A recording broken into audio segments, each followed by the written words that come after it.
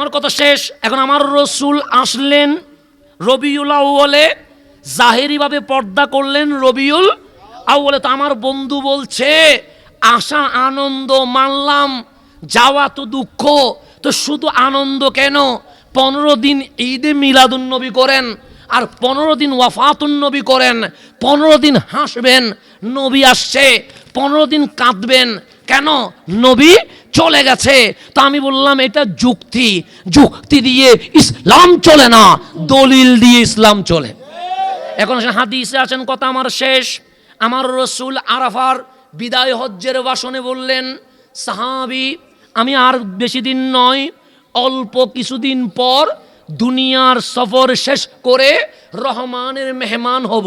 এতটুকু বলতে দেরি সৈয়দুনা সিদ্দিক আকবর থেকে 1.25 লক্ষ সাহাবী বাচ্চার মতো কান্নাকাটি করছে। আমার রসুল বললেন, মা বালুকুম, কাঁদছো কেন, কি হলো? তখন ডাক দিয়ে বললেন, নবী গো, বাবা যদি মারা যায় মেয়ে কি কাঁদবে না? আমার রসুল বলেন, হ্যাঁ কাঁদবে। ছেলে যদি মারা যায় মা কি কাঁদবে না? আমার রসুল বলেন, হ্যাঁ কাঁদবে। স্বামী যদি মারা যায় বউ কি কাঁদবে না? আমার রসুল বলেন, হ্যাঁ কাঁদবে। বন্ধু যদি মারা যায় বন্ধু কি কাঁদবে না? আমার রসুল বলেন, হ্যাঁ কাঁদবে। তা আমাদের কাছে মা বাবার চেয়ে, স্ত্রী সন্তানের চেয়ে, জানের চেয়ে প্রিয় রহমতুল্লিল আলামিন আমার নবী চলে যাবে, এইটার চেয়ে বড় দুঃখ আমাদের জীবনে আর হতে পারে? আমার রসুল বলেন, থামো, আগে আমি হাদিস শেষ করি, এরপর যদি কান্না করার দরকার হয় কাঁদবে। সবাই চুপ হয়ে গেলেন। কামলিওয়ালা বললেন, হায়াতি খায়রুল লাকুম, আমার জীবন তোমাদের জন্য অনেক আনন্দের। সাহাবায়ে কেরাম বলেন, লাব্বাইক, হ্যাঁ আপনি আছেন বলেই সাহাবী হয়েছি, আপনি আছেন বলেই কোরআন পেয়েছি, আপনি আছেন বলেই নামাজ পেয়েছি, আপনি আছেন বলেই ইসলাম পেয়েছি। আমাদের মতো মানুষ অসাধারণ সাহাবী রাসূল হয়ে গেছে।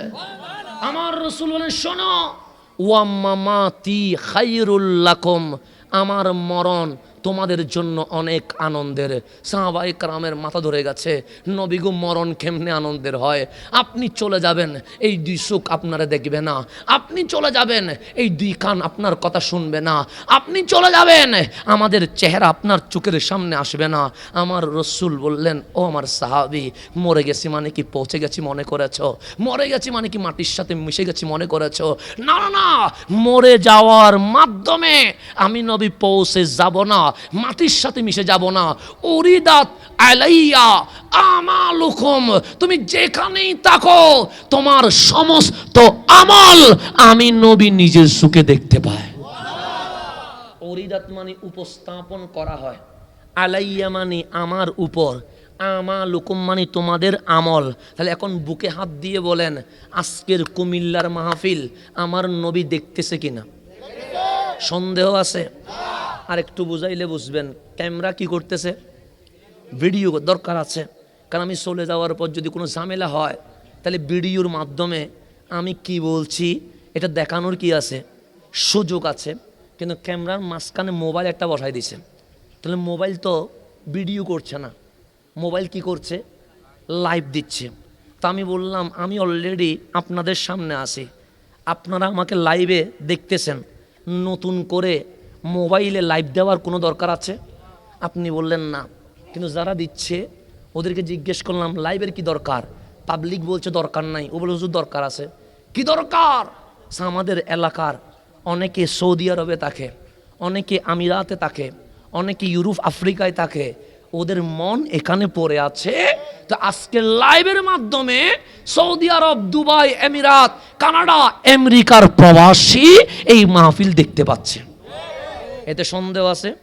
তাহলে মোবাইল শক্তিশালী না মানুষের ব্রেন শক্তিশালী? মানুষের ব্রেন না থাকলে মোবাইল হবে? তাহলে মোবাইলের চেয়ে মানুষের ব্রেন শক্তিশালী। আল্লাহ বলছে, ওয়ালাল আখিরাতু খায়রুল লাকা মিনাল উলা। হাবিব জমিনে আঙ্গুল তুলছেন, চাঁদ 2 টুকরো হয়েছে, হাত তুলছেন, সূর্য উঠে গেছে, কদম তুলছেন, লামাকানে চলে গেছেন। এটা কিসের ক্ষমতা? মরণের পর আপনার ক্ষমতা আরো কোটি গুণ বেড়ে যাবে। এটা আমি বলি নাই, বলছে কোরআনে। কোরআনে বলছে, ওয়ালাল আখিরাতু খায়রুল লাকা মিনাল উলা। তাহলে মানুষের চেয়ে বেশি শক্তিশালী রহমতুল্লিল।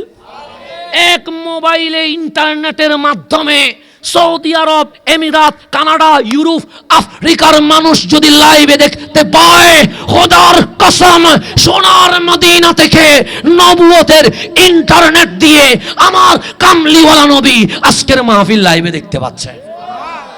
এতে কোনো সন্দেহ আছে? তো নবী মরা না জিন্দা? তো যিনি জিন্দা হয় ওনার কোনো ওয়াফাতুন নবী হয়?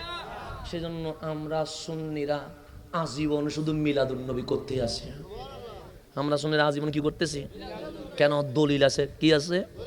দলিল আছে। নবী হায়াতুন নবী, হায়াতুন নবীর মিলাদ হয়, ওয়াফাত হয় না। হায়াতুন নবীর ইন্তেকাল বার্ষিকী হয় না, কি হয়? মিলাদুন নবী হয়। কেন? নবীটা মরা নয়, নবীটা কি? তো তোমরা যদি নবী মরা আকীদা পোষণ করো, তোমরা মরা নিয়ে থাকো না, আমাদের কোনো আপত্তি নাই, তো জিন্দাটা নিয়ে আমাদেরকে থাকতে দাও। আর কোনো জামিলা আছে? আল্লাহ যেন আমার ভাইদের বুঝার তৌফিক নসিব করে, হুজুরের হায়াতের মধ্যে কোটি গুণ যেন বরকত নসিব করে। কারণ মুরব্বীদের ছায়া হচ্ছে আমাদের জন্য নিয়ামত। আল্লাহ এই ছায়াকে আরো দীর্ঘ করে দিক, আমিন।